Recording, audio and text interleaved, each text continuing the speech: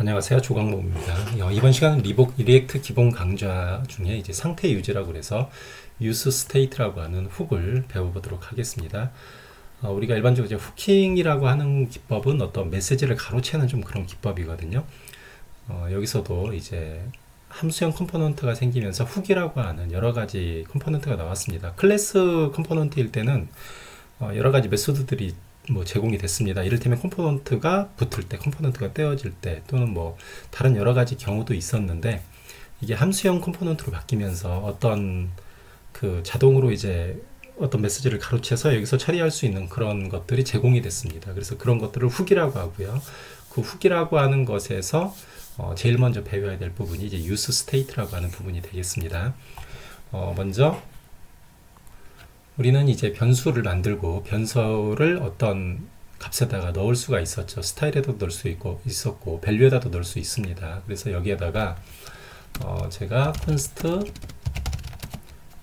바뀔 수 있으니까 let이라고 하겠습니다. let user name은 홍길동으로 이름을 짓겠습니다. 그리고 여기에다가 input에다가 value는 홍길동 유저네임을 주는 거죠.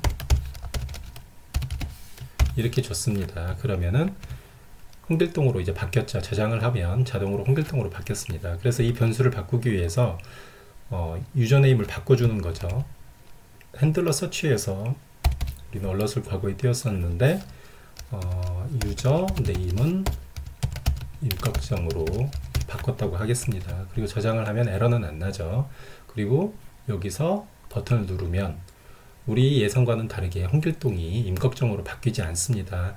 이거는 이제 일반적인 변수는 처음에 호출이 되면서 변수가 여기에 대입이 돼서 나올 수는 있는데 컴포넌트 출력 결과로 나올 수는 있는데 이렇게 출력되고 나서 이 변수 값이 바뀐다고 해서 여기에 있는 그 엘리먼트에 있는 그 값까지 실시간으로 바뀌는 걸 의미하지는 않습니다.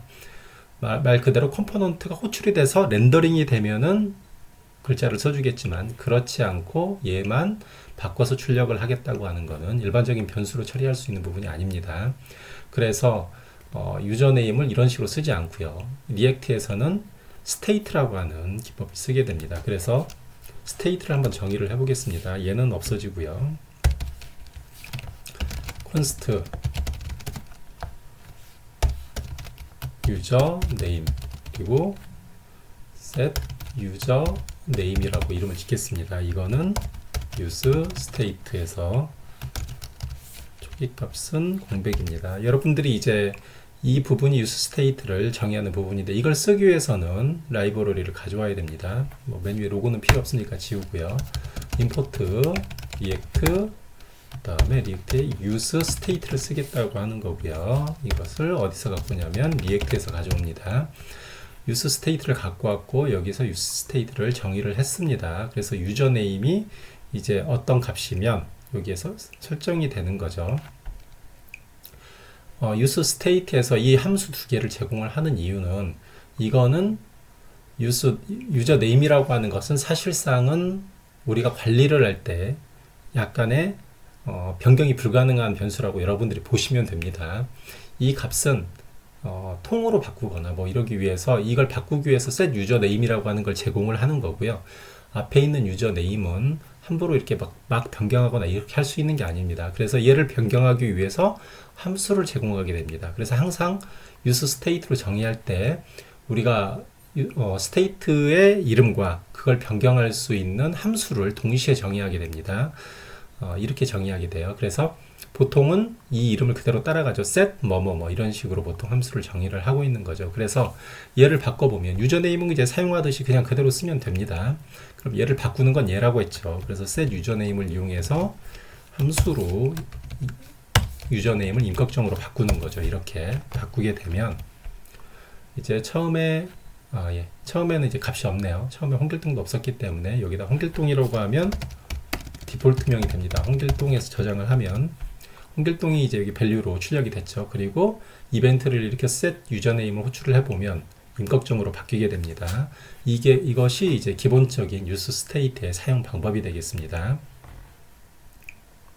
이제 값을 세팅하고 읽어와서 처리하는 거는 문제가 없었죠. 근데 한 가지 여러분들이 만약 여기에다가 마우스 커서를 이제 갖다 놓고요. 입력을 한번 해보세요.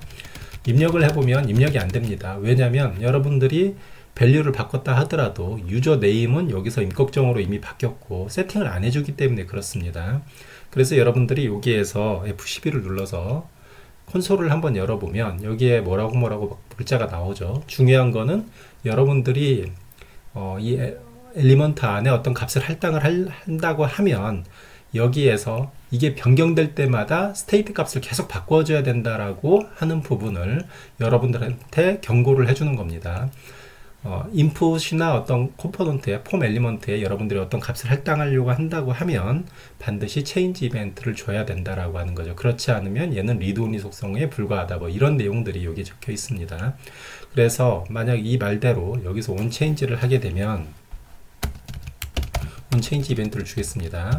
온 체인지 이벤트가 발생을 하면 핸들러 체인지 유저 네임이라고 이름을 주겠습니다.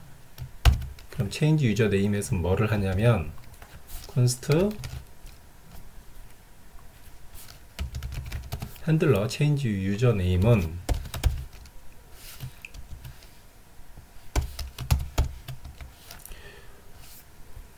여기 이벤트를 하나 정의를 하는 거죠. 이벤트를 받습니다. 얘의 이벤트를 받는 거죠. 그래서 여기에서 set 유저 네임에서 뭘 처리하냐면 target.value가 됩니다. 이벤트를 발생한 거는 이제 이 인풋에 해당하는 인풋이에요. 이 인풋이 이벤트를 발생시킨 겁니다. 그때 이벤트의 타겟이면은 이 인풋 엘리먼트를 가리키게 됩니다. 그것에 value 하게 되면 현재의 유저 네임이 되는 거죠. 입력한 값을 그대로 받아서 여기서 처리를 하게 됩니다. 이렇게 정의만 해주게 되면 이제